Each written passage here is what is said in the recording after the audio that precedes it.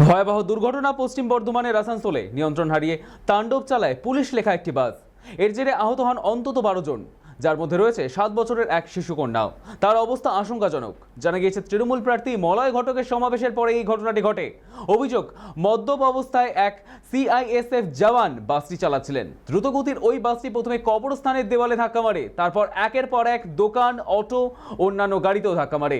এই ঘটনার পরে এলাকায় তুমুল উত্তেজনা ছড়িয়ে পড়ে। এরপর ক্ষুব্ধ জনতা বাসটিকে ভাঙচুর চালায় এবং রাস্তায় বিক্ষোভ দেখান। তারপর পরিস্থিতি সামাল দিতে মোতায়েন করা হয় পুলিশ এবং কেন্দ্রীয় বাহিনী। এমনকি খবর পেয়ে ঘটনাস্থলে পৌঁছন তৃণমূল প্রার্থী মলয় ঘটক নিজেও। পাশাপাশি শান্ত করার চেষ্টা করেন উত্তেজিত জনতাকে। তবে এটি অবহেলার ঘটনা নাকি কোনো পরিকল্পিত ষড়যন্ত্র তা এখন স্পষ্ট নয়। আপাতত পুলিশ পুরো বিষয়টি নিয়ে তদন্ত শুরু করেছে।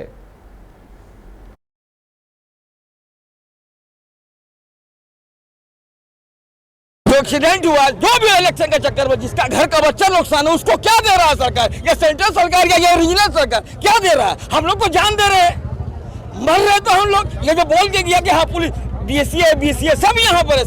यहाँ लोकल में एकता देखिए, कुछ अभी तक एक्शन नहीं लिया है। न एमएलए का पता है, न एमपी का पता है।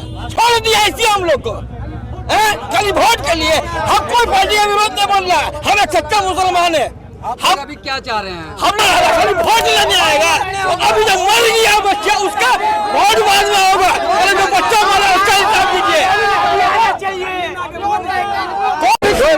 का इलेक्शन नहीं होगा यहाँ पर। गाड़ी चाहिए, दूसरा गाड़ी, नया गाड़ी चाहिए मुझको। आपकी गाड़ी यहाँ हाँ, पे मेरे गाड़ी लगी हुई।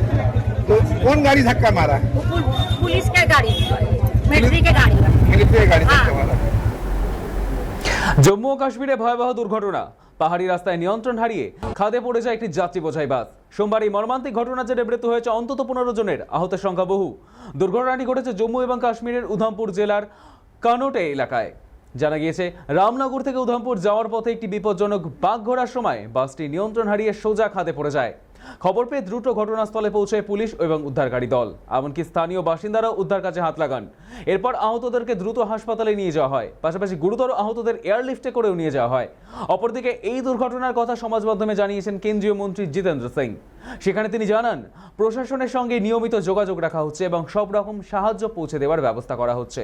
কিভাবে এই দুর্ঘটনা ঘটল তা খতিয়ে দেখছে পুলিশ। তবে উদ্ধার কাজ জারি রয়েছে এবং হতাহতের সংখ্যা আরও বাড়তে পারে বলেই আশঙ্কা।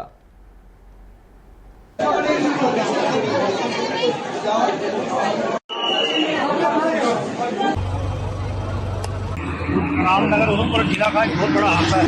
सभी के जितने भी लोग हैं, जितने भी यहाँ के हैं, वो सभी इस वक्त शौक में है कि इतना नुकसान हो गया। तो जैसे मैंने पहले कहा कि हम जो पीड़ित परिवार हैं उनके साथ खड़े हैं, हर संभव उनकी मदद की जाएगी। और मेडिकल ट्रीटमेंट सबसे पहले इस वक्त है कि हम उनको अच्छा ट्रीटमेंट, ताकि जो इंजर्ड हैं उनकी जान बच सके।